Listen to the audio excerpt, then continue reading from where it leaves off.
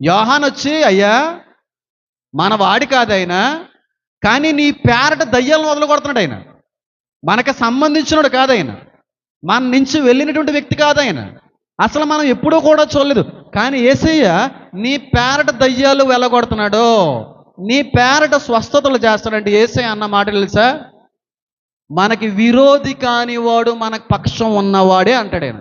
మనకి విరోధి కాదు కదా, మన వాడి కాకపోయినా, మనలో నుంచి వెళ్ళిన వాడి కాకపోయినా మంచి జరిగిస్తున్నాడు కదా, నా పేరట మంచి జరిగిస్తున్నాడు కదా, నేను చెప్పాలనుకున్నది చెప్తున్నాడు కనుక ఆయన మన పక్షాన్ని ఉన్నవాడు. మనకి విరోధి కాని వారు మన పక్షాన్ని ఉన్నాడయ్యా. నాకు విరోధి అయినవాడు నాకు వ్యతిరేకంగా మాట్లాడతారు, కానీ నాకు విరోధి కాదు ఆయన, అందుకే నా పేరట స్వస్థతల కార్యాలు జరిగిస్తున్నాడని చెప్పి చాలా సంతోషించాడు యేసయ్య. ఇప్పుడు చేసే సేవకులు దేవుణ్ణి క్రీస్తుని కాదని ఏదన్నా సువార్త ప్రకటించాలంటే నువ్వు ఖండించడంలో దానికి అర్థం ఉంటుంది బ్రదర్. కానీ క్రీస్తుని